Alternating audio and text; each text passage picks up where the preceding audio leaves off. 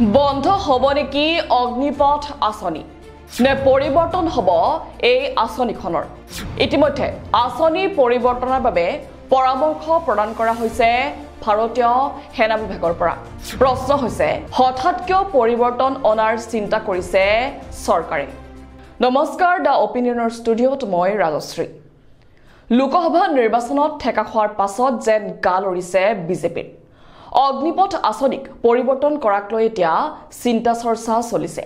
তৃতীয়টো কাৰ্যকাল লাভ কৰি মোদী চৰকাৰে অগ্নিপথ আঁচনিৰ পৰিৱৰ্তনৰ বাবে পৰামৰ্শ বিচাৰি পত্ৰ প্ৰেৰণ কৰিছে দেশৰ 10টা বৃহৎ মন্ত্ৰালয়ৰ সচিবলৈ আৰু আনহাতে ভাৰতীয় সেনায়ো আভ্যন্তৰীণ সমীক্ষা চলাই অগ্নিপথৰ বাবে কিছু পৰিৱৰ্তনৰ পৰামৰ্শ আগবঢ়াইছে উল্লেখযোগ্য যে 2022 বৰ্ষত মোদী চৰকাৰে অনা অগ্নিপথ আঁচনিৰ বিৰোধ কৰিছিল দেশৰ যুৱশক্তি তথা বিৰোধী মহলে শেহতীয়াকৈ সমাপ্ত হোৱা লোকসভা নিৰ্বাচনত বিৰোধী দলসমূহৰ নেতাসকলে অগ্নিপথ আঁচনিখনক নিৰ্বাচনী বিষয় হিচাপে গঢ়ি তুলিছিল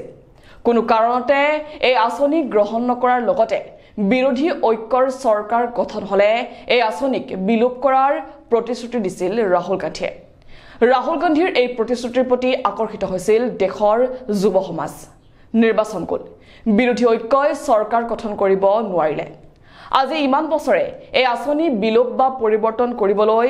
বিৰোধী আৰু প্ৰতিবাদী যুৱ সমাজে সন্মান কৰাব নোৱাৰিলে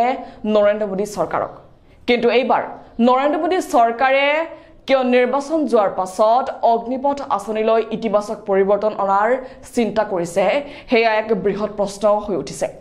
কিন্তু ইয়াৰ আগতেই জানি লওক হক অগ্নিপথ আঁচনিখনৰ বিষয় অগ্নিপথ আঁচনি এনে এক আঁচনি যাৰ অধীনত যুৱক যুৱতীসকলক স্থলসেনা নৌসেনা আৰু বায়ুসেনাত 4 বছৰৰ বাবে ঠিকাভিত্তিক নিযুক্তি দিয়া হয় এই নিযুক্তি কেৱল সাধাৰণ সেনা জোৱানৰ বাবেহে এই আঁচনিৰ দ্বাৰা সেনা বিষয়াক নিযুক্তি দিয়া নহয় নিযুক্তিৰ লগে লগে জোৱানসকলক 6 মাহৰ প্ৰশিক্ষণ দিয়া হয় ইয়াৰ পাছত তেওঁলোকক অগ্নিবীৰ হিচাপে সেনাত নিয়োগ কৰা হয় 4 বছৰ পাছত কামৰ ৰেকৰ্ড অনুসৰি তেওঁলোকক নম্বৰ প্ৰদান কৰি এখন মেৰিট লিষ্ট তৈয়াৰ কৰা হয় আৰু এই মেৰিট লিষ্ট অনুসৰি 25% সেনা জোৱানক সেনা বাহিনীত স্থায়ী সেনা হিচাপে নিযুক্তি দিয়া হয় আৰু বাকিসকলক প্ৰমাণপত্ৰ প্ৰদান কৰি অৱসৰ প্ৰদান কৰা হয় আৰু 4 বছৰ নোহোৱালৈ কোনেও পদত্যাগ কৰিব নোৱাৰে অগ্নিবীৰ হ'ব বিচৰা প্ৰাৰ্থীৰ বয়স হ'ব লাগে 17 পৰা 21 বছৰ আৰু শিক্ষাগত অৰ্হতা হ'ব লাগে 10ম উত্তীৰ্ণ আৰু বছৰত দুবাৰকৈ হয় এই অগ্নিবীৰ নিযুক্তি প্ৰক্ৰিয়া অগ্নিবীৰ সকলে অৱসৰৰ পাছত লাভ নকৰে পেঞ্চন গ্ৰেজুৱেট কেন্টিন আদিৰ দৰে সুবিধা প্ৰশ্ন হৈছে অগ্নিবীৰ সকলে দৰমহা কিমান পায় প্ৰথম বছৰত 30,000 দ্বিতীয় বছৰত 33,000 তৃতীয় বছৰত 36,000 আৰু চতুৰ্থ বছৰত 40,000 কৈ দৰমহা লাভ কৰে এই জোৱানসকলে আৰু 4 বছৰৰ সেৱাত অগ্নিবীৰ জোৱানৰ দৰমহাৰ পৰা কৰ্পাছ ফাণ্ডত জমা হয় 5.02 লাখ টকা ইয়াৰ সমপৰিমাণৰ টকা দিয়া হয় চৰকাৰৰ পৰা গতিকে 4 বছৰৰ পাছত জোৱানজনে সেনাপুঁজিৰ পেকেজ হিচাপে একেলগে লাভ কৰে 11.71 লাখ টকা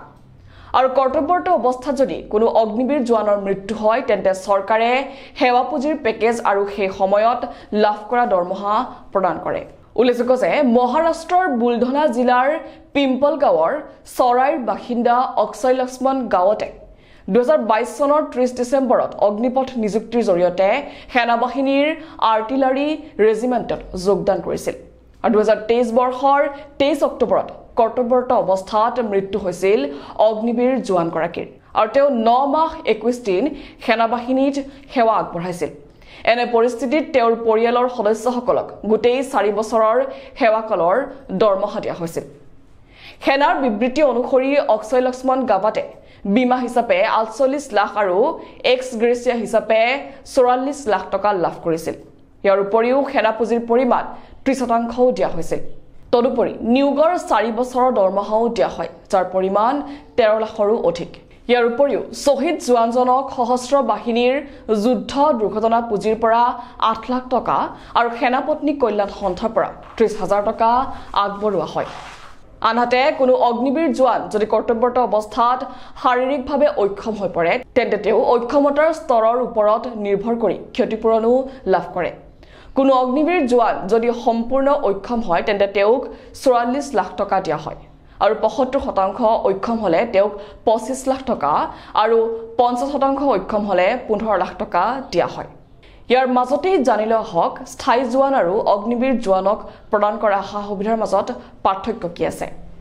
সাধাৰণ সেনা জোৱান এজনে প্ৰাৰম্ভিক দৰমহা লাভ কৰে 40,000 টকা আৰু অৱসৰৰ পাছত প্ৰতিমাহে পেনশন লাভ কৰে স্থায়ী সেনা জোৱানজনে আনহাতে অগ্নিবীৰে 4 বছৰ চাকৰি কৰি কোনো ধৰণৰ পেনশন লাভ নকৰে যুদ্ধ বা অভিযানত মৃত্যু হলে স্থায়ী সৈনিকৰ পৰিয়ালে উদাৰীকৃত পাৰিবাৰিক পেনশন লাভ কৰে যেটো তেওঁৰ আজীৱন দৰমহাৰ সমান ইয়াৰ ওপৰত তেওঁৰ আয়কৰ নাথাকে কিন্তু অগ্নিবীৰ সকলে তেনে কোনো সুবিধা লাভ নকৰে অভিযানৰ সময়ত যদি কোনো স্থায়ী জোৱানে অক্ষম হৈ পৰে তেন্তে তেওঁৰ সন্তানে স্নাতক পৰ্যায়লৈকে শিক্ষা ভাত্তা লাভ কৰে কিন্তু অগ্নিবীৰ সকলে এনে কোনো সুবিধা নাপায় স্থায়ী সৈনিকে সেৱাৰ বাবে প্ৰতি বছৰে 15 দিনৰ গ্ৰেচুইটি লাভ কৰে কিন্তু অগ্নিযোদ্ধাসকলে তেনে কোনো সুবিধা নাপায় স্থায়ী সৈনিকৰ বাবে 50 লাখ টকাৰ বীমা থাকে কিন্তু অগ্নিবীৰৰ পৰিয়ালে লাভ কৰে কেৱল 48 লাখ টকাৰ অনুদানমূলক ৰাখি স্থায়ী সেনা শহীদ হলে তেওঁলোকৰ পৰিয়ালক পেট্ৰল পাম্প আবণ্টন দিয়া হয় শহীদৰ পৰিয়ালেও এলপিজি গেছ এজেন্সি লোৱাৰ ক্ষেত্ৰত ৰেহাই পায় কিন্তু এৰ বিপৰীতে অগ্নিবীৰ জোৱানে কোনো আঁচনিৰ সুবিধা নাপায় মুঠৰ ওপৰত সেনাৰ প্ৰকৃত মৰ্যাদা আৰু সুবিধা দুইটাই লাভ নকৰে অগ্নিবীৰ জোৱানসকলে সেইবাবে বিৰোধী দলৰ নেতাসকলে কয় যে দেশৰ জোৱানসকলক শ্ৰমিকলৈ অৱনমিত কৰা হৈছে উল্লেখযোগ্য যে অগ্নিপথ আঁচনি এইবাৰৰ লোকসভা নিৰ্বাচনত বিজেপিক যথেষ্ট প্ৰভাৱিত কৰিছে বুলি মত প্ৰকাশ কৰিছে বিভিন্ন ৰাজনৈতিক বিশ্লেষকে যাৰ বাবে বিজেপি বিভিন্ন সমষ্টিত ক্ষমতালৈ আহিব নোৱাৰিলে কেৱল এয়াই নহয় মোদীয়ে তৃতীয়বাৰৰ বাবে চৰকাৰ গঠন কৰাৰ সময়তে এই আঁচনিৰ পৰিৱৰ্তন বিচাৰিছে বিজেপিৰ মিত্ৰ দলৰ নেতা নীতিশ কুমাৰে এতিয়া আহো আন এটা প্ৰসংগলৈ কি পৰিৱৰ্তন ঘটিব পাৰে অগ্নিপথ আঁচনিত তদুপৰি সেনা বাহিনীৰ পৰা কি পৰামৰ্শ দিয়া হল মোদী চৰকাৰক সেনা বাহিনীয়ে আগবঢ়োৱা পৰামৰ্শ অনুসৰি সেনা বাহিনীত নিযুক্তিৰ বয়সৰ সীমা 17.5 বছৰৰ পৰা 21 বছৰৰ সলনি 23 বছৰ কৰিবলৈ পৰামৰ্শ দিয়া হৈছে আৰু 4 বছৰ সম্পূৰ্ণ কৰাৰ পাছত স্থায়ী সেৱাত যোগদান কৰা অগ্নিবীৰ জোৱানৰ শতকৰা হাৰ 25 পৰা 70% লৈ বৃদ্ধি কৰিবলৈ পৰামৰ্শ দিছে সেনা বাহিনীয়ে ইয়াৰ উপৰিও অগ্নিবীৰৰ সেৱাৰ সময়সীমা 4 বছৰৰ পৰা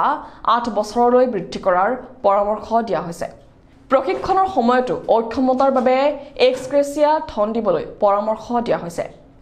আৰু আন এটা পৰামৰ্শত কোৱা হৈছে যে যদি কোনো সাহসী সৈনিকে যুদ্ধত মৃত্যুবৰণ কৰে তেন্তে তেওঁৰ পৰিয়ালে জীৱিকাৰ ভাত্তা লাভ কৰিব লাগে আৰু সেনা বাহিনীৰ পৰামৰ্শ অনুসৰি আৰু লগতে অগ্নিবীৰ জোৱানসকলে অৱসৰৰ পাছত ভৱিষ্যতে আন চাকৰি বিচাৰি উলিওৱাত সহায় কৰিবলৈ এটা পেছাদাৰী এজেন্সি থাকিব লাগে বুলিও কোৱা হৈছে মুঠৰ ওপৰত